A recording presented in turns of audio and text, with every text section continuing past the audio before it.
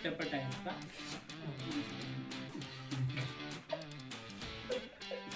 എന്റെ മൈൻഡിലിരിക്കാൻ വേണ്ടി ഭയങ്കരമായിട്ട് എന്നെ പിടിക്കാൻ പറ്റൂല എന്നുള്ളൊരു. Hello guys, welcome to our YouTube channel loose talks by H. ഇന്ന് നമ്മുടെ കൂടെ ഉള്ളത് എൻ്റെ പ്രിയ സുഹൃത്താണ്, എൻ്റെ സീനിയറാണ്, അതേപോലെ തന്നെ സൈക്കോളജിസ്റ്റാണ്, mister Hashim. Welcome welcome to the show.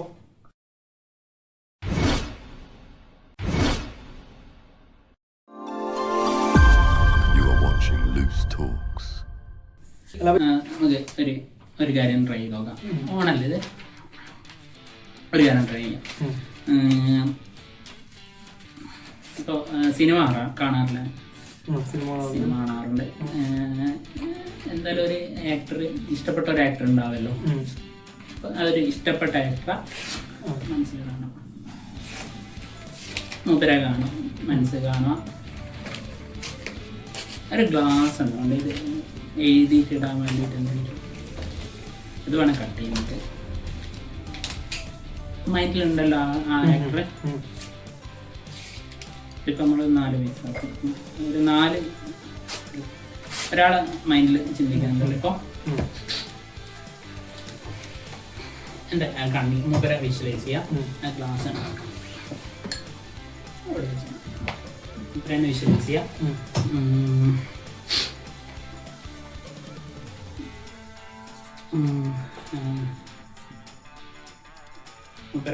പേരിൻ്റെ ഫസ്റ്റ് ലെറ്റർ എഴുതുക, first letter, second letter.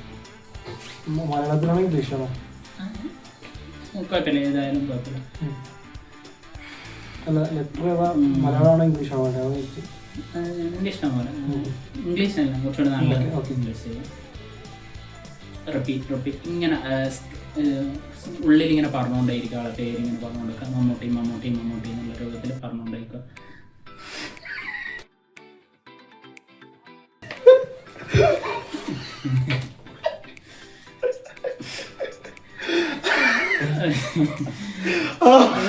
Mammootty.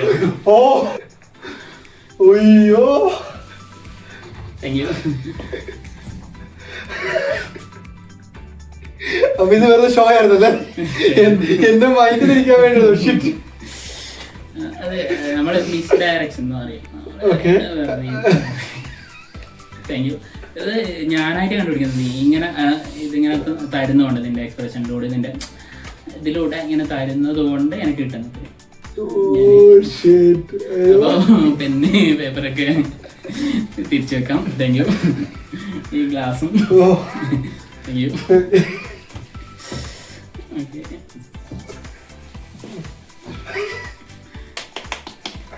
അയ്യോ, ഇതിപ്പോ കുറെ ആൾക്കാർ വിചാരിക്കും എല്ലാരും മമ്മൂട്ടി മോഹൻലാല് എനിക്ക് ഏറ്റവും ഇഷ്ടപ്പെട്ട. അതിപ്പോ എല്ലാവരും ഇഷ്ടം ചിലപ്പോ ഈ മമ്മൂട്ടി ഫേമസ് ആയതുകൊണ്ട് Mammootty best actor, Mohanlal super star. അപ്പൊ ഇവര് രണ്ടാളെ എത്ര ആൾക്കാർ, ചിലപ്പോ ടോവിനോനെ ഇഷ്ടപ്പെടുന്ന ആൾക്കാരുണ്ട്, ഇന്ദ്രൻസിന് ഇഷ്ടപ്പെടുന്ന ആൾക്കാരുണ്ട്. അല്ല, ഓരോ ആൾക്കാർ ഇഷ്ടങ്ങളും ഡിഫറെന്റ് ആണ്. അപ്പൊ നീ സെലക്ട് ചെയ്യുന്നത് മമ്മൂട്ടി, എനിക്ക് ചിലപ്പോ വേണമെങ്കിൽ മോഹൻലാലിനെ സെലക്ട് ചെയ്യാം, ടോവിനോനെ സെലക്ട് ചെയ്യാം. എനിക്ക് തോന്നുന്നത് നേരത്തെ ഒരു സംഭവം നമ്പറുണ്ട്. സംഭവം എന്താ വെച്ചാല്, ഞാൻ നിങ്ങൾക്ക് പിടി തരുന്നു വിചാരിച്ചിട്ട്.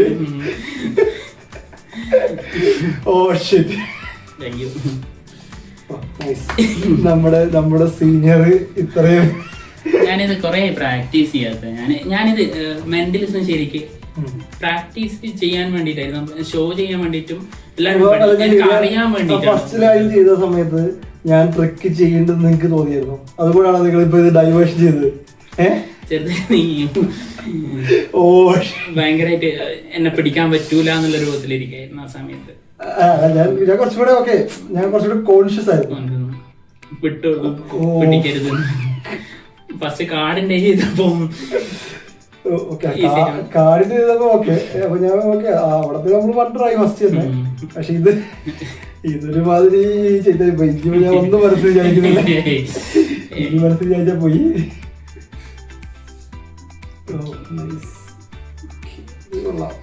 ഇത് ശരിക്കും ഞാൻ പ്രാക്ടീസ് ഏകദേശം 2 വർഷം. ഞാൻ MSc ക്ലിനിക്കൽ സൈക്കോളജി പഠിച്ചോണ്ടത് കംപ്ലീറ്റ് ആയി. ഇപ്പൊ ക്ലിനിക്കൽ സൈക്കോളജിസ്റ്റ് ആയി. Clinical psychology. അപ്പൊ ആ സമയത്ത് ഫുള്ള് പഠിപ്പിന്റെ കാര്യത്തിലായിരുന്നു. ഇത് പ്രാക്ടീസ് ചെയ്യലുണ്ടായിരുന്നില്ല. ഡിഗ്രി സമയത്ത് ഞാൻ അറിയാണ്ട് പ്രാക്ടീസ് ചെയ്യുന്നു, പഠിക്കാണ്ട് പ്രാക്ടീസ് ചെയ്യാം. ഞാൻ എന്റെ കുറെ കാര്യങ്ങൾ അവിടുന്ന് മൈക്രോ എക്സ്പ്രഷൻ ഇതിന്റെ ഒന്നും ആവശ്യമില്ല. ശരിക്കും മൈക്രോ എക്സ്പ്രഷൻ്റെ ഒന്നും ആവശ്യമില്ല. അത് വലിയൊരു സയൻസ് ആണ്. അത് പഠിച്ചാലും തീരാത്തതാണ്.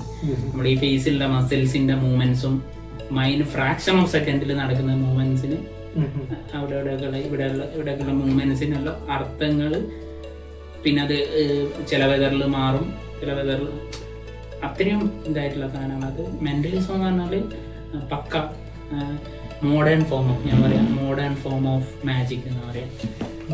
Modern form of magic. ഇപ്പൊ ഞാൻ സൈക്കോളജി ഡിഗ്രി പഠിച്ചുകൊണ്ടിരിക്കുന്ന സമയത്ത്, പഠിച്ചൊരു സെക്കൻഡ് ഇയറിലെത്തി നിൽക്കുന്ന സമയത്ത് ഈ പരിചയപ്പെടുന്ന ആൾക്കാരെല്ലാം പറയും, ഇപ്പോൾ പുതിയൊരാളെ കണ്ടിട്ട് ഞാൻ സൈക്കോളജിയാണ് പഠിക്കുന്നതെന്നാണ്, മൈൻഡ് റീഡ് ചെയ്യാൻ പറ്റില്ല എന്നുള്ള ഒരു ഇതാണ് വരിക. എന്റെ മനസ്സിലുള്ള പറഞ്ഞാന്ന് അറിയാം. പക്ഷെ ശരിക്ക് ആരും മൈൻഡ് റീഡ് ചെയ്യാൻ പറ്റില്ല. അതാണ് സത്യം. ഉള്ളിലുള്ള കാര്യം തോട്ട് നമുക്ക് ഹിപ്നോട്ടൈസ് ചെയ്ത് നാർക്കോ അനാലിസിസ് എന്ന സംഭവം, ഈ നമുക്ക് നാർക്കോ അനാലിസിസ് നന്നായി മനസ്സിലായില്ലേ? ഹിപ്നോട്ടൈസ് ചെയ്തിട്ട് ഈ കുറ്റവാളികള് അവര് ഈ കുറ്റത്തിൽ ഏർപ്പെട്ടിട്ടുണ്ടോ അത് ശരിക്ക് നമുക്ക് എക്സ്റ്റേണൽ മെഡിസിൻ കൊടുത്തിട്ടാണ് ചെയ്യുന്നത്. അത് ഉറക്കിക്കെടുത്താൻ വേണ്ടിട്ടോ. ഈ ഉറക്കിന്റെയും നമ്മളിപ്പോ പ്രസന്റോ ഇതിന്റെയും ഉറക്കിന്റെ ഇടക്കുള്ള ഒരു പോയിന്റ്, സെന്റർ പോയിന്റ്, അവിടുന്ന് അതാണ് ഹിപ്നോട്ടിസം. അവിടെ കൊണ്ടുപോയിട്ട് അവരെ കൊണ്ട് തന്നെ പറയിപ്പിക്കുകയാണ്. ഇന്നല്ലാണ്ട് മൈൻഡ് റീഡ് ചെയ്യലൂടെ ചെയ്യുന്നത്. അവരോട് ഓരോ ചോദ്യങ്ങൾ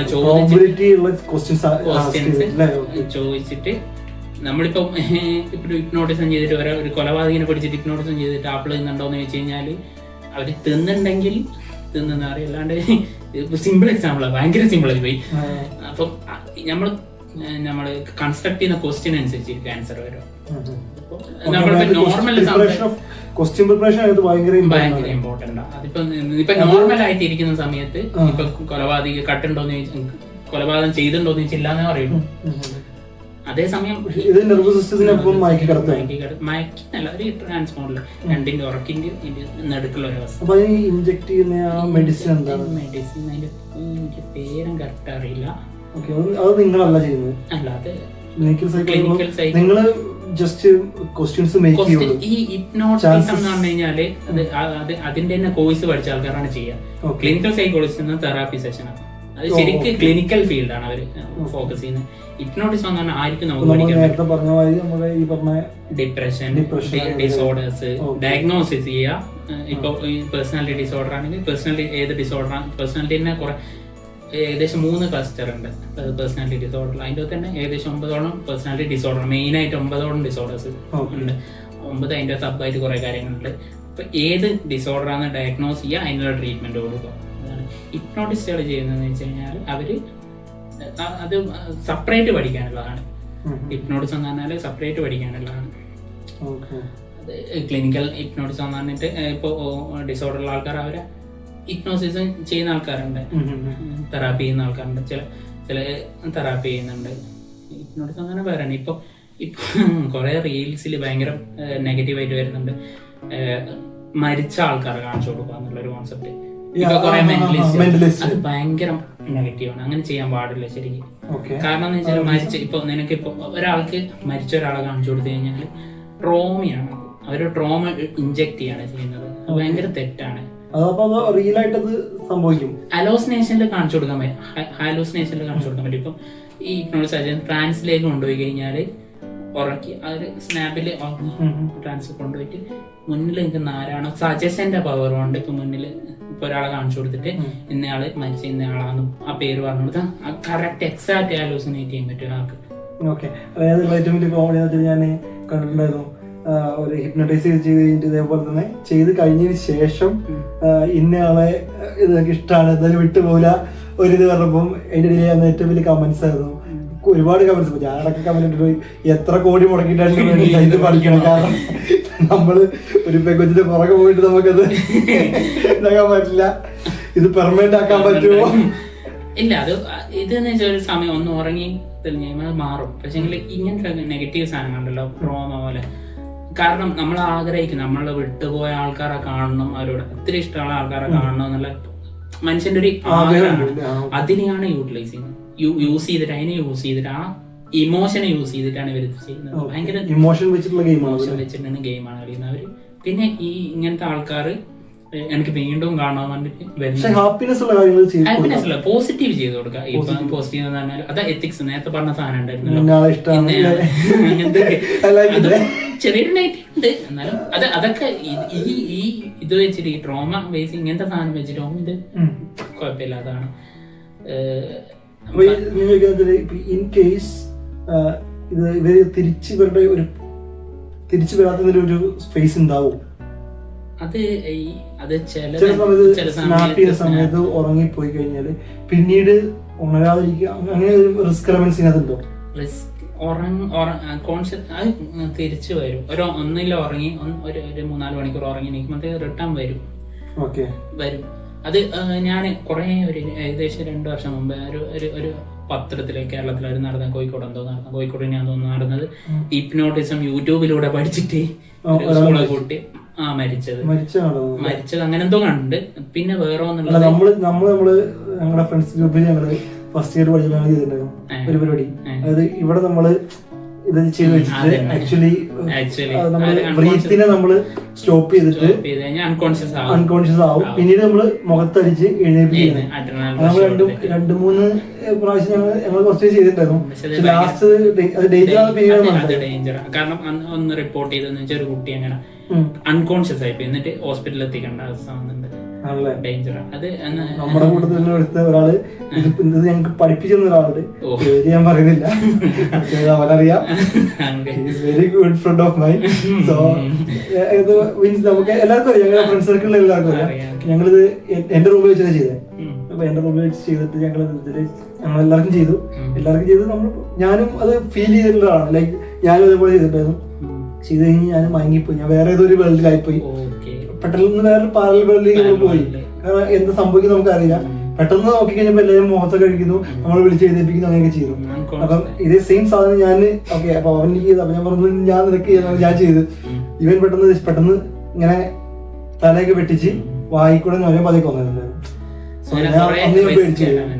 അങ്ങനത്തെ കാര്യങ്ങൾ ശരിക്കും പറഞ്ഞാല് ബോഡി ടച്ച് അല്ല, നമ്മളെ സജഷനിലൂടെയാണ് അവർക്ക് ഇതിലേക്ക് കൊണ്ടുപോകേണ്ടത്.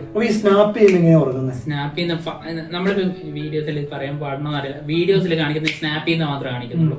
സ്നാപ്പ് ചെയ്യുന്ന കുറച്ച് സജഷൻ കൊടുക്കുന്നത് കാണിക്കുന്നുള്ളൂ. അതിന്റെ മുന്നേ അവർ കാര്യങ്ങൾ സജഷൻ കൊടുക്കുന്നുണ്ട്. ആൾക്കാരെ സെലക്ട് ചെയ്യുന്നവരെ നമുക്കിപ്പോ സജസ്റ്റീവിലായ ആൾക്കാരെ സെലക്ട് ചെയ്താൽ ഇത് വർക്ക് ആവുള്ളൂ. എല്ലാരും സെലക്ട് ചെയ്യാൻ കഴിഞ്ഞാൽ ഇപ്പൊ അതിപ്പോ ഇപ്പൊ നമുക്ക് അറിയാം, ഇത് പഠിച്ച ആൾക്കാർക്ക് മനസ്സിലാവും. ഫ്രണ്ടിൽ വന്ന് നിൽക്കുന്ന ആൾക്കാർ ബോഡി ലാംഗ്വേജ് മൈക്രോ എക്സ്പ്രഷൻ വിടും, അത് വലിയതാണ്, പഠിച്ചാൽ തീരാതെ. ഈ ബോഡി ലാംഗ്വേജ് ചില ബോഡി പോസ്റ്റേഴ്സ് ഉണ്ട്, ആ പോസ്റ്റേഴ്സ് കണ്ടാൽ മനസ്സിലാവും. നമുക്ക് ഇപ്പൊ ഷെയ്ക്ക് ഹാൻഡ് കൊടുക്കുമ്പോൾ പോലും നമുക്ക് മനസ്സിലാക്കാൻ സജസ്റ്റ് അതിന് സജഷൻ വേണം. സജഷനിലൂടെ നമുക്ക് പിന്നെ ബാക്കി ടച്ചിലൂടെ എനിക്ക് അറിയില്ല, ഞാൻ അതിനെ പറ്റിയിട്ട് ഡീപ്പായിട്ട് പഠിച്ചില്ല. സജഷനാണ് മെയിൻ. എങ്ങനെ സൗണ്ടിന്റെ മോഡുലേഷൻ വരെ അതിന് ഇമ്പോർട്ടൻ്റ് ആണ്. നമ്മളെങ്ങനെ സൗണ്ടിന്റെ മോഡുലേഷൻ, അതിന്റെ ബ്രീത്തിങ്ങിന്റെ കാര്യങ്ങളൊക്കെ. അതായത് കുറച്ച് എനിക്ക് ഞാനിപ്പോ പറഞ്ഞപ്പോഴേ ശ്രദ്ധിക്കണേ, ഇവര് സംസാരിക്കുന്ന എല്ലാ ആൾക്കാരും ഭയങ്കര ഒരു ഓക്കെ എന്നൊന്നും ചെയ്യരുത്, ഞാൻ പാവാണ്, ആ ഒരു സെറ്റപ്പ്. പക്ഷെ സ്റ്റിഫായിട്ട് നിൽക്കുന്ന ഒരാളായിട്ട് ഇതുകൊണ്ട് ഞാൻ കണ്ടിട്ടില്ല. ലൈക്ക് വിൽ പവർ എന്ന് പറഞ്ഞ സംഭവമല്ലോ, നമ്മള് നമ്മൾ ആരോട് സംസാരിക്കുമ്പോൾ എന്ത് കാര്യങ്ങൾ സംസാരിക്കുമ്പോൾ ഏറ്റവും സ്റ്റിഫ് ആൻഡ് ടൈം എടുക്കും നമുക്ക് അവരെ ഒരു നമ്മളിപ്പോ ഒന്ന് ഞെട്ടി കഴിഞ്ഞു. ഇപ്പൊ തന്നെ ഫസ്റ്റ് എഫക്ട് ചെയ്തപ്പോ ഞെട്ടി, അതിനേക്കാളും ഞെട്ടി. ഇനിയിപ്പോ ഞാൻ എന്ത് ചെയ്ത് കഴിഞ്ഞാലും എനിക്ക് സിമ്പിൾ ആയിട്ട് എനിക്ക് കിട്ടും. കാരണം നീ മൊത്തം എന്റെ സജഷൻ, ഞാൻ എന്റെ കൺട്രോളായി വന്ന്. അങ്ങനെയല്ല, കൺട്രോളായി വന്നതല്ല ഞാനിപ്പോ കാരണം ഞെട്ടി. അങ്ങനെയുള്ള ഒരു സിറ്റുവേഷൻ എല്ലാം സജഷനിലൂടെ സംസാരത്തിലൂടെ, അതും അത്തിരി ഞാൻ വിട്ടു തരൂല എന്ന് പറഞ്ഞാൽ അങ്ങനെയുള്ള ആൾക്കാർ നമുക്ക് പറ്റും. നമ്മളിങ്ങനെ നമ്മൾ തന്നെ ശരിക്കും പറഞ്ഞാല് അറിഞ്ഞോ അറിയാതെ നമ്മളെ വേണ്ടി സമ്മതം മൂളണം എങ്കിൽ മാത്രമാണ് നമുക്ക് ചെയ്യാൻ കഴിയുള്ളൂ. അല്ലാണ്ട് നിന്റെ പെർമിഷൻ ഇല്ലാണ്ട് നിന്നൊന്നും എടുക്കാൻ പറ്റും, നിന്നൊന്നും ചെയ്യാൻ പറ്റില്ല. നിന്റെ പെർമിഷൻ ഇല്ലാണ്ട് ഓപ്പോസിറ്റ് നിൽക്കുന്ന ആളെ പെർമിഷൻ, അവരെ റെഡിനെസ് ഇല്ലാണ്ട് ഒന്നും ചെയ്യാൻ പറ്റില്ല. അത് എത്ര വലിയ ഹിപ്നോട്ടിസ്റ്റ് ആയിക്കോട്ടെ, വേൾഡിനെ അറിയപ്പെട്ട്. അപ്പൊ ഈ ഒരു മൂവിയിലേക്ക് പോകണ്ടോ? മൂവിയിലേക്ക് പോകണോ? സെവൻത് സെൻസ്, ഏഴാം അറിവ് എന്ന് പറയുന്ന സൂര്യയുടെ ഒരു മൂവി ഉണ്ടല്ലോ. അപ്പൊ അത് ഒരുപാട് പ്രാവശ്യം കണ്ടോ? അതാണ് ഞാൻ കണ്ടില്ല. എനിക്ക് നമ്മുടെ പ്രായത്തിലുള്ള എല്ലാവരും കണ്ടിട്ടുണ്ടാവും. കാരണം അതില് അവൻ ഹിപ്നോട്ടൈസ് ചെയ്യുന്നുണ്ടല്ലോ ഫസ്റ്റ് സൂര്യ ചെയ്യുന്ന സംഭവം. അപ്പം അത് ആക്ച്വലി പോസിബിൾ ആണോ? അത് ആക്ച്വലി അതിനെ പറ്റിയിട്ട് ഞാൻ ആ സമയത്ത് കുറെ പഠിക്കാൻ ശ്രമിച്ചിട്ടുണ്ടായിരുന്നു. അപ്പോൾ അത് ആക്ച്വലി പോസിബിൾ ആണ്. പോസിബിൾ ആണെന്ന് അത് അതിന്റെ കുറച്ച് ഫാന്റസി ഉണ്ട്. അത് ശരിക്കും പറഞ്ഞാൽ ഫാന്റസി മൂവിയാണല്ലോ, അത് അത്രയും അഗ്രസീവ് ആയിട്ടൊന്നും ചെയ്യാൻ കഴിയില്ലേക്കും. ഇല്ല, സജഷൻ കൊടുത്ത് അത്ര അഗ്രസീവിലായിരിക്കാം. നമുക്കിപ്പോ ഞാൻ പറഞ്ഞില്ല നേരത്തെ, ഒരാളെ നമുക്ക് ഏറ്റവും വലിയ ക്രിമിനൽ ആക്കാനും പറ്റും, ഏറ്റവും നല്ല ഒരാളെ ആക്കാനും പറ്റും. എന്ത് വേണമെങ്കിൽ ഒരാളെ കൊണ്ട് ചെയ്യിപ്പിക്കുന്നത് സജസ്റ്റീബിൾ ആണ്. ഇപ്പൊ എന്റെ സജഷൻ കൊണ്ട് എനിക്ക് എന്റെ ഒരു പോലെ ഏതൊരാളെ നമുക്ക് ഒരാളെ ഇങ്ങനെ സജസ്റ്റ് ആണെങ്കിൽ എന്തും അയാളെ കൊണ്ട് നമുക്ക് ചെയ്യിപ്പിക്കാൻ പറ്റും.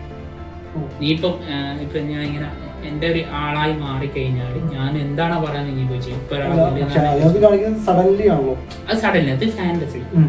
അത് ഞാൻ അന്നേരം ചിന്തിച്ചിട്ടുണ്ടായിരുന്നു പറ്റി നമ്മൾ ഡീപ്പായിട്ട് അറിയില്ല. ആ ഒരു സംഭവം നമ്മുടെ സബ് കോൺഷ്യസ് മൈൻഡിനെ കൺട്രോൾ ചെയ്യുന്നതാണോ?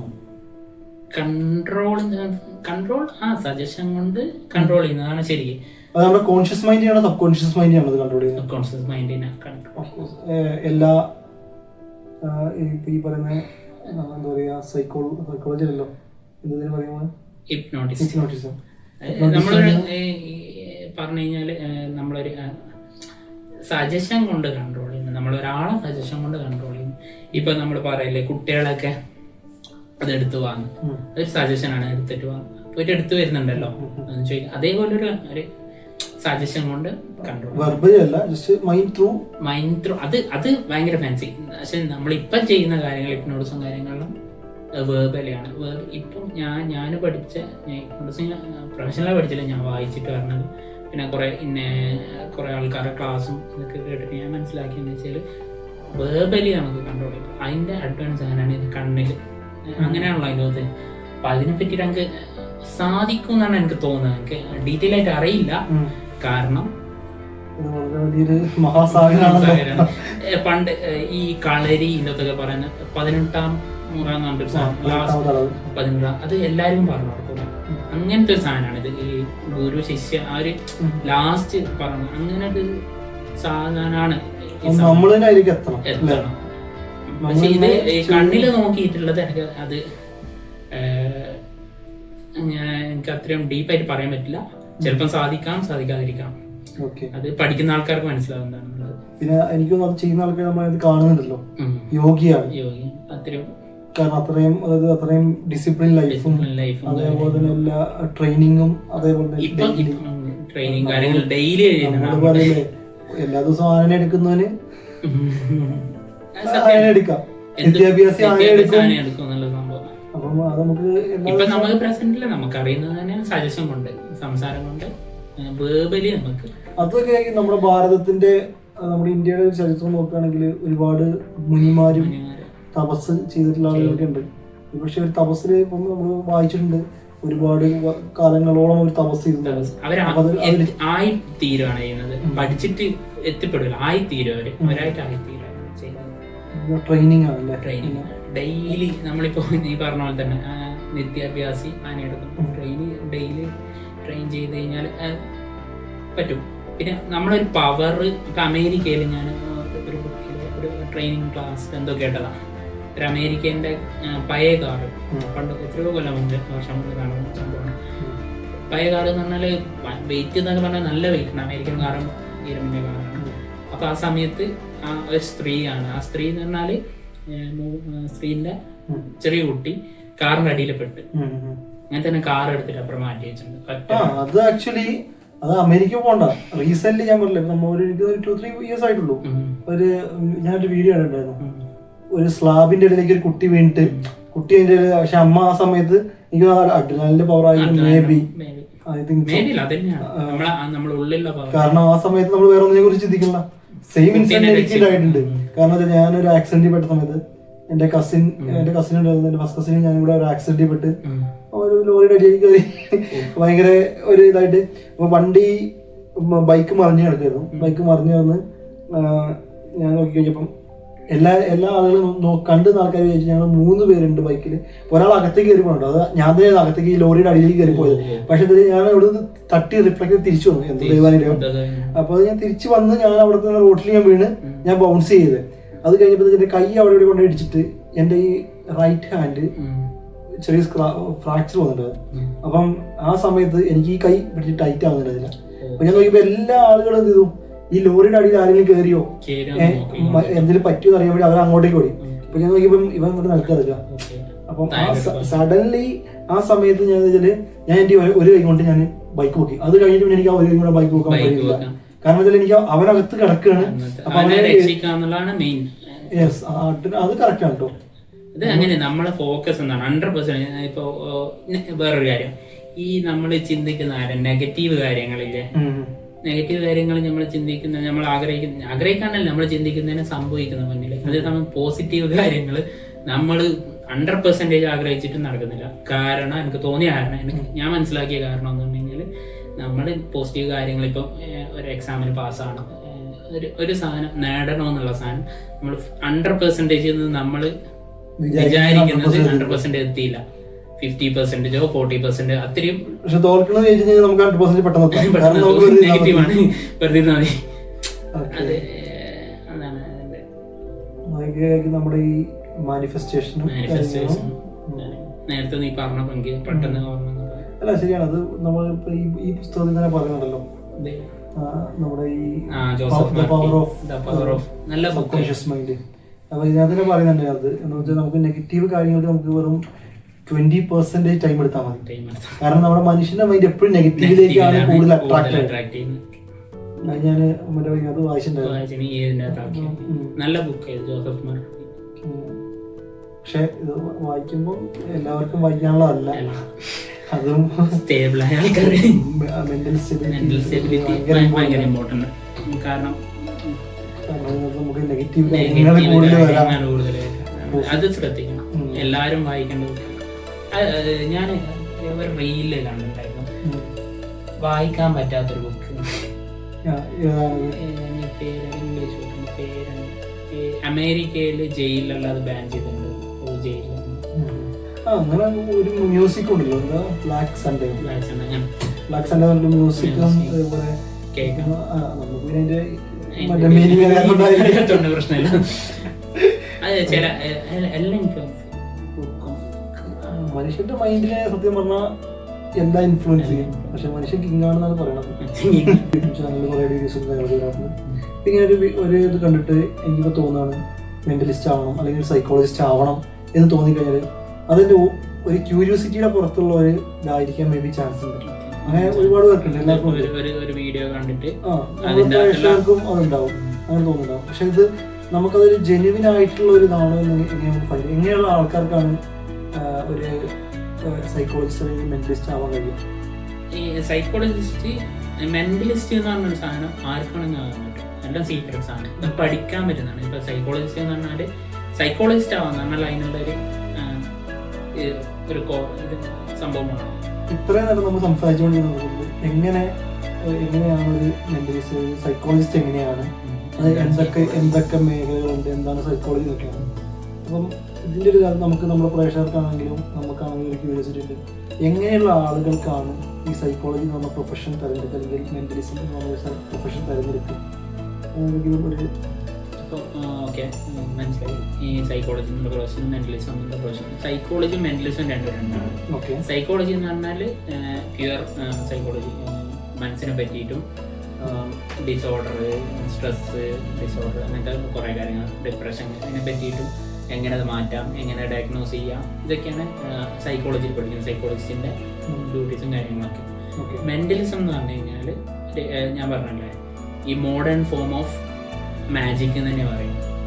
എല്ലാവരും പറയുന്നത് മോഡേൺ ഫോം ഓഫ് ഇങ്ങനെ ഇപ്പോൾ കുറേ ആൾക്കാർ ഇപ്പോൾ ആദ്യേട്ടൻ പിന്നെ കുറേ ആൾക്കാർ അവരൊക്കെ പറയുന്നത് നിവിൻ രാവത് അവരൊക്കെ പറഞ്ഞ മോഡേൺ ഫോം ഓഫ് മെൻറ്റലിസം അത് ഞാൻ അവർ പറഞ്ഞ അതേപോലെ ഞാൻ അവരെ വാചകം കോപ്പി ചെയ്തു.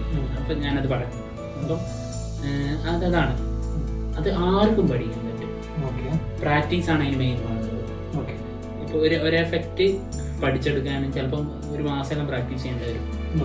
ഒരു എഫക്റ്റ് ചെയ്യുന്നത് നമ്മളിപ്പോൾ വീഡിയോസിലെല്ലാം കാണുന്നത് ഡിസിപ്ലിൻ നിർബന്ധമാണ്. പ്രാക്ടീസ് പ്രാക്ടീസ് നമ്മൾ എത്തിപ്പെടണം. നമ്മൾ പ്രാക്ടീസ് ചെയ്യുന്നതിനനുസരിച്ച് എത്തിപ്പെടണം. സൈക്കോളജി മെന്റലിസം പഠിക്കുന്നത് ഒരു പരിധിവരെ നമ്മുടെ ലൈഫിൽ ഡിസിപ്ലിൻ കൊണ്ടുവരും. ഒരു പരിധിവരെ ഡിസിപ്ലിൻ കൊണ്ടുവരും. മാജിക് എല്ലാ ഏത് ഫീൽഡിലും ഡിസിപ്ലിൻ ഉണ്ടായിരുന്നു. കൊണ്ടുവരുന്നില്ല. നമ്മൾ എങ്ങനെയാണോ പഠിക്കുന്നത് എങ്ങനെയാണോ ചെയ്യുന്നത് അതിന്റെ കാര്യങ്ങൾ പ്രാക്ടീസ് ചെയ്തുകൊണ്ടേ ഇരിക്കുക. നമ്മൾ ഈ ഒരു സാധനം വരാതിരിക്കുക. എന്താ പറയാ, നമ്മളെല്ലാം ആയി എന്നുള്ളൊരു സാധനം അഹംഭാവം വരാതിരിക്കുക. നമ്മള് പഠിച്ചോണ്ടേ ഇരിക്കുക. പുതിയ കാര്യങ്ങൾ പഠിച്ചോണ്ടേയിരിക്കും. പുതിയ എഫക്റ്റ് ഇപ്പൊ മെന്റൽസ് ആയിക്കോട്ടെ പഠിച്ചത് പുതിയ എഫക്റ്റുകൾ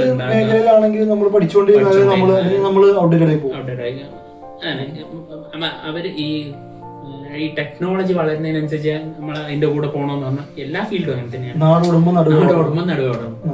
ഇപ്പൊ സൈക്കോളജി പഠിക്കാന്ന് പറഞ്ഞാൽ ഇപ്പൊ ക്ലിനിക്കൽ സൈക്കോളജിസ്റ്റ് ആണ് കുറെ ഉണ്ട്. ക്ലിനിക്കൽ സൈക്കോളജി ഉണ്ട്, കൗൺസിലിംഗ് സൈക്കോളജി ഉണ്ട്, പിന്നെ ഇൻഡസ്ട്രിയൽ ഉണ്ട്, അങ്ങനെ കുറെ ഉണ്ട്. ഒരുപാട് ബ്രാഞ്ചസ് ഉണ്ട്. ഇപ്പൊ ക്ലിനിക്കൽ പഠിക്കുകയാണെങ്കിൽ ഡയഗ്നോസിസ് കാര്യങ്ങൾ, കൗൺസിലിംഗ് കാര്യങ്ങളൊക്കെ. Clinical psychology master psychologist. അപ്പം നമുക്ക് പാഷനേറ്റ് ആൾക്കാർക്ക് മാത്രം പഠിക്കുന്നതാണെന്നല്ല, ആർക്കും പഠിക്കാൻ പറ്റും. അത്രയും പാഷനേറ്റ് ആയിട്ടുള്ള ആൾക്കാർ പഠിച്ചിറങ്ങുമാണ് അതിന്റെ കംപ്ലീറ്റ് ഔട്ട്പുട്ട് കൊടുക്കാൻ പറ്റുള്ളൂ. ഇപ്പൊ പണ്ട് പറയുന്നില്ല, കുറെ ആൾക്കാർ ഇപ്പൊ എഞ്ചിനീയറിംഗിന് ഇഷ്ടമില്ലാണ്ട് പോയി പഠിക്കുന്നില്ലേ, ചെറിയൊരു ഇഷ്ടം കൊണ്ട് പഠിക്കുന്നില്ല. ഫുൾ ഫ്രണ്ട് പോകുന്നു ഞാൻ പോകുന്നു. ഇപ്പൊ വീട്ടിൽ നിന്ന് പറയുന്ന അച്ഛൻ പറയുന്നത് നീ എഞ്ചിനീയറിംഗ് കൂടെ അച്ഛൻ്റെ ഇതുകൊണ്ട് അച്ഛന്റെ ഇഷ്ടമായിരിക്കും. ചിലപ്പോൾ അച്ഛന് പഠിക്കാൻ പറ്റിയില്ല, എഞ്ചിനീയറിംഗ് പഠിക്കാൻ താല്പര്യമുണ്ട്. അപ്പൊ അച്ഛൻ മകനെ പറഞ്ഞയക്കുന്നത്. അങ്ങനെ പഠിക്കാതിരിക്കുക എന്നാണ് എൻ്റെ ഒരു സജഷൻ. കാരണം ഇത് മൈൻഡിനാണ്. ഇപ്പൊ ഡോക്ടർ ആയിക്കോട്ടെ, എഞ്ചിനീയറിംഗ് അല്ലാന്ന് പറഞ്ഞാല് നമുക്ക് അങ്ങനത്തെ ഫീൽഡ്, ഇത് MBBS ആയിക്കോട്ടെ, സൈക്കോളജി, ഇങ്ങനത്തെ കാര്യങ്ങൾ ഇതേപോലത്തെ പഠനങ്ങൾ അവര് മനുഷ്യനെ ജീവൻ വെച്ചിട്ട് കളിക്കുന്നതാണ്. അപ്പൊ സൈക്കോളജി അങ്ങനെ തന്നെയാണ്. മനുഷ്യന്റെ ജീവൻ മനുഷ്യന്റെ മൈൻഡ് വെച്ചിട്ടാണ് കളിക്കുന്നത്. മറ്റേത് പക്കാ ജീവൻ വെച്ചിട്ട് തന്നെ. പറഞ്ഞതുമാതിരി യൂസ് ചെയ്ത് പോകും. പാഷനേറ്റ് ആകുമ്പോൾ അപ്പൊ അതിന്റെ ഡീപ്പിൽ പഠിക്കാൻ തുടങ്ങും. ഔട്ട്പുട്ട് അതേപോലെ കൊടുക്കാനും പറ്റും. എനിക്ക് ഞാൻ ഒന്ന് ഫൈനലായിട്ട് വന്നിട്ട് കാര്യം ചോദിക്കാം. അതായത് ഇപ്പം നമ്മൾ നേരത്തെ നമ്മളിപ്പോൾ കുടുംബജീവിതത്തെ കുറിച്ച് പറഞ്ഞു, ഒരു ഫാമിലി ലൈഫിനെ കുറിച്ച് പറഞ്ഞു, പേരന്റിങ്ങിനെ കുറിച്ച് പറഞ്ഞു. അപ്പം ഈ വക കാര്യങ്ങളെ കുറിച്ചൊക്കെ നമ്മളിപ്പോൾ സംസാരിച്ചു. അപ്പം അത് എനിക്ക് തോന്നുന്നു നമ്മുടെ പ്രേക്ഷകർക്ക് ഒരുപാട് ഹെൽപ്ഫുൾ ആയിരിക്കും. അപ്പം ഇനിയിപ്പോൾ എനിക്ക് ചോദിക്കാൻ ഒരു കാര്യത്തിൽ, ഇൻ കേസ് നമ്മുടെ ഈ വീഡിയോസ് കാണുന്ന ആർക്കെങ്കിലും ഉണ്ടെങ്കിൽ അതിപ്പോൾ എന്തെങ്കിലും ഫാമിലി ഇഷ്യൂസോ അല്ലെങ്കിൽ അത് എന്തെങ്കിലും ഫാമിലി ഇഷ്യൂസ് ഉണ്ടെങ്കിൽ അത് കോൺടാക്ട് ചെയ്യാൻ കഴിയുന്നു. നമ്പർ എനിക്ക് അതിനകത്ത് നമുക്ക് എന്തൊക്കെ സ്റ്റേജസ് ആണ് ഇങ്ങനെയൊക്കെയാണ് അവരോട് പ്രോപ്പറായിട്ട് കമ്മ്യൂണിക്കേറ്റ് ചെയ്യാൻ പറ്റും. ഒരു ഒന്നിലെ കോളിലൂടെ ആവും, അല്ല ഡയറക്റ്റ് ആവും. അങ്ങനെ ആ ഒരു സൗകര്യത്തിനനുസരിച്ചിട്ട് എന്താണെന്ന് അവർ എങ്ങനെയാണെന്നുള്ളത്. ഇപ്പം ഫാമിലിയാണ് രണ്ടാളും ഒരുമിച്ച് വരാൻ അതിനുള്ള സജഷൻ നമ്മൾ എങ്ങനെയാണോ വരേണ്ടത് അനുസരിച്ചിട്ട് അതിനുള്ള കാര്യങ്ങൾ അവരോട് നമ്മൾ ചെയ്തു. ഇതേപോലെ പേരന്റിംഗിലും ഇതേപോലെ നമ്മൾ പ്രീ പേരന്റിംഗ് കൗൺസിലിംഗ് കൊടുക്കുന്നുണ്ട് അല്ലേ? അപ്പം നമ്മുടെ ഈ വീഡിയോ കാണുന്ന എല്ലാവരും പ്രേക്ഷകരെല്ലാവരും എന്ത് ചെയ്യുക, നല്ല ഇത്ര നേരം നമ്മൾ പറഞ്ഞൊരു കാര്യത്തിനകത്ത് ഒരു കാര്യമുള്ളൂ, പേരന്റിങ് വളരെ ഇമ്പോർട്ടൻ്റ് ആണ്.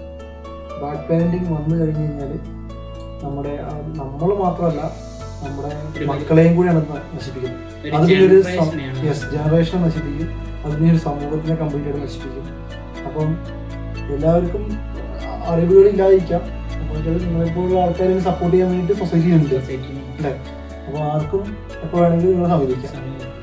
ഓക്കെ, അപ്പം മക്കൾക്ക് എന്തൊക്കെ ആവശ്യമുണ്ടെങ്കിലും ഫ്രീ ആയിട്ട് നിങ്ങൾക്ക് എന്ത് ചെയ്യാം ഇതുമായിട്ട് കോണ്ടാക്ട് ഫ്രീ മീൻസ് ആ ഫ്രീ അല്ല, നിങ്ങൾക്ക് ഭയങ്കര ഹാപ്പി ആയിട്ട് മീൻസ് ഭയങ്കര കംഫർട്ടായിട്ട് നിങ്ങൾക്ക് എന്ത് ചെയ്യാം ഇതുമായിട്ട് എന്ത് ചെയ്യാം കോണ്ടാക്ട് ചെയ്യാൻ. അങ്ങനെ അതുകൊണ്ട് തന്നെ ആർക്കൊക്കെ ആവശ്യമുണ്ടോ അത് നമ്മൾ മടിയൊന്നും വിചാരിക്കണ്ടല്ലേ. കാരണം ഇത് ഞാനൊരു സൈക്കോളജി അതുപോലെ തന്നെ ഒരു കാര്യം കൂടി ചോദിക്കാൻ പറ്റും. സൈക്കോളജിസ്റ്റിനെ കാണുന്ന എന്തോ മെന്റൽ പേഷ്യൻസ് ആണെന്നുള്ളൊരു തെറ്റിദ്ധാരണ നമ്മുടെ അത് നല്ല രീതിക്കുണ്ട്. പക്ഷെ അങ്ങനെയല്ല. ഇപ്പൊ ശരിക്കും പറഞ്ഞാല് മനുഷ്യന് സ്ട്രെസ് വരുമ്പോ ഇപ്പൊ എനിക്ക് എന്റെ സ്ട്രെസ് മാനേജ് ചെയ്യാൻ പറ്റില്ല, ഞാനിപ്പോ ഒരാളെ കാണണം. ഇപ്പൊ നമുക്ക് ജലദോഷമോ പനിയോ വന്നു കഴിഞ്ഞാൽ നമ്മൾ ഡോക്ടറെ കാണുന്ന പോലെ ചെറിയ രോഗമാണ്. ക്യാൻസർ വന്നാൽ മാത്രമേ ഡോക്ടറെ കാണണോ എന്നുള്ളത് ശരിയല്ല. അതേപോലെ തന്നെ സൈക്കോളജി ഇപ്പം ഈ സ്ട്രെസ്സും ടെൻഷനും ഡിപ്രഷനെല്ലാം ചെറിയ പനി പോലത്തെ സാധനമാണ്. ഡിസോർഡേഴ്സ് എല്ലാം നമുക്ക് ഉപയോഗിക്കുകയാണെങ്കിൽ എന്റെ ഒരു ഉപമയാണ് അതൊക്കെ ഒരു ക്യാൻസർ ലെവലിൽ ചിന്തിക്കുന്നത്. നമ്മളിപ്പോ ക്യാൻസർ വന്നാൽ കാണിക്കും, പനി വന്നാലും കാണിക്കുന്നുണ്ടോ ഡോക്ടർക്ക്. അതേപോലെ ഈ സൈക്കോളജിനെയും കാണും. സൈക്കോളജിസ്റ്റ് നമുക്ക് ഈ മെന്റൽ ഡിസോർഡർ ഉള്ള ആൾക്കാർ മാത്രമല്ല സൈക്കോളജിസ്റ്റിന്റെ അടുത്ത് വരുന്നത്. എല്ലാവർക്കും ഇപ്പൊ 100 ആൾക്കാർ വരുന്ന 100 ആൾക്ക് മെന്റൽ ഡിസോർഡർ ഉണ്ടായിരുന്നില്ല. കറക്റ്റ് അല്ല, ഇതാണ് നമ്മൾ പറയുന്നത്. എന്താ വെച്ചാല് ഈ ഒരു വീഡിയോ കൊണ്ട് നമ്മൾ ഉദ്ദേശിക്കുന്നത് തന്നെയാണ് ആളുകൾക്ക് ഇതിനകത്ത് ഈ സ്ട്രെസ് വരുമ്പോൾ നമ്മൾ ആരോട് ഷെയർ ചെയ്യാതെ പല കാര്യങ്ങളും ഒരു ഒറ്റയ്ക്ക് ആലോചിച്ച് ഓവർ തിങ്കിങ്, അത് കഴിഞ്ഞ് സ്ട്രെസ്സിലേക്ക് മാറി പിന്നെ അത് ഒറ്റയ്ക്ക് ഹാൻഡിൽ ചെയ്യാൻ പറ്റാതെ വരുന്നു. അപ്പൊ ഈ ഒരു തെറ്റിദ്ധാരണകളും അതായത് ഇതൊക്കെ വളരെ സമൂഹത്തിൽ മാറേണ്ട സമയം കഴിഞ്ഞു. കാരണം നിങ്ങളെപ്പോലുള്ള ആൾക്കാർ ഇതിനു വേണ്ടിയിട്ട് നിങ്ങൾ പഠിച്ച് ട്രെയിൻഡ് ആയി ഇതിനകത്തേക്ക് നിങ്ങൾ ഇരിക്കുന്നുണ്ട്. അപ്പൊ ഞാൻ വിചാരിക്കുന്നത് ഈ ഒരു വീഡിയോ എന്ത് ചെയ്യണം എല്ലാവർക്കും ഇതൊരു കുറച്ചുകൂടി ഈസി ആയിട്ട് നിങ്ങളിലേക്ക് എത്താൻ പറ്റട്ടെ. കാരണം ഒരാളും ഈ ഒരുപാട് ഇപ്പോൾ കാണുന്നുണ്ട്, ഒരു കടം വരുമ്പോഴത്തേക്കും അല്ലെങ്കിൽ ഒരു നമുക്കറിയാം എനിക്ക് അറിയുന്ന ഒരുപാട് പേരുണ്ട്. അപ്പോൾ ഇതിനകത്ത് നമുക്ക് ഓരോ ദിവസം നമ്മൾ ന്യൂസിലും കാണുന്നുണ്ട് ഈ സ്ട്രെസ് ഒറ്റയ്ക്ക് ഹാൻഡിൽ ചെയ്യാൻ പറ്റാതെ ആത്മഹത്യയിലേക്ക് എത്തുന്നുണ്ട്. അപ്പോൾ അതിലേക്ക് പോവാതിരിക്കുക. ഞാൻ എനിക്ക് പ്രേക്ഷകരോട് പറയുന്ന ഒരേ ഒരു കാര്യമുള്ളൂ, നിങ്ങൾ എന്ത് ചെയ്യുക ഈ വക കാര്യങ്ങളിൽ ചെയ്യുന്ന സമയത്ത് നിങ്ങൾക്ക് സ്ട്രെസ് ഉണ്ടോ ജസ്റ്റ് ഒരൊറ്റ കാര്യമുള്ളൂ, നിങ്ങൾ ജസ്റ്റ് പോവുക, ഒരു ഡോക്ടറെ കാണുന്ന മാതിരി ഒരു പനിക്ക് ഡോക്ടറെ കാണുന്ന മാതിരി എന്ത് ചെയ്യുക ഇത് ഇവരെ പോലുള്ള നല്ല നല്ല സൈക്കോളജിസ്റ്റുകളുടെ അടുത്ത് പോവുക, അവരുടെ ഒപ്പീനിയൻസ് എടുക്കുക, എന്തൊക്കെയാണ് അവർ പ്രാക്ടീസ് ചെയ്യാൻ വേണ്ടി പറയുന്നത് അത് കറക്റ്റായിട്ട് ചെയ്യാം. അപ്പോൾ അത് കഴിഞ്ഞ് കഴിഞ്ഞാൽ ഓട്ടോമാറ്റിക്കലി നമുക്ക് ഈ പ്രോബ്ലം അവിടെ സോൾവ് ചെയ്യാൻ പറ്റും. അപ്പം സ്വന്തമായിട്ട് സോൾവ് ചെയ്യാൻ പറ്റാത്തത് നമുക്ക് ഒരാളെ സഹായം തേടുന്നത് തെറ്റല്ല, അത് ശരിയാണ്, അങ്ങനെയാണ് ചെയ്യേണ്ടത്. അങ്ങനെ ചെയ്യാതിരിക്കുമ്പോഴാണ് ആ പ്രോബ്ലം നമ്മളെ കയ്യിൽ നിന്ന് പോയിട്ട് ആത്മഹത്യയിലേക്കോ അല്ല ഡിപ്രഷനിലേക്കോ പോകുന്നത്. അത് സോൾവ് ചെയ്യേണ്ട സമയത്ത് സോൾവ് ചെയ്തിട്ടുണ്ടായിരുന്നെങ്കിൽ ഈ ലെവലിലേക്ക് പോകില്ല. ഇപ്പൊ സ്ട്രെസ് വന്ന് ഒരു ടെൻഷൻ വന്ന് ഹൈപ്പർ ടെൻഷനിലേക്ക് പോകുന്നതിന്റെ ഇടയ്ക്ക് നമ്മൾ സോൾവ് ചെയ്തിട്ടുണ്ട് ഡിപ്രഷനിലേക്ക് പോകില്ല, ആത്മഹത്യയിലേക്ക് പോകില്ല. നമ്മൾ സോൾവ് ചെയ്യുന്ന എക്സാക്ട് പോയിന്റ് കണ്ടുപിടിച്ചിട്ട് അവിടുന്ന് നമ്മളെ കയ്യിൽ നിന്ന് പോകുന്നു തോന്നുന്ന ഒരാളെ സജഷന് വേണ്ടി ഒരാളെ കാണുന്നത് മടിയില്ലാതെ ചെയ്യേണ്ടതാണ്. അത് വലിയ തെറ്റൊന്നുമല്ല. എനിക്ക് നാളെ ഈ സിറ്റുവേഷൻ വരാം, നമുക്ക് അങ്ങോട്ടും ഇങ്ങോട്ടും ഒക്കെ എല്ലാവർക്കും വരാം.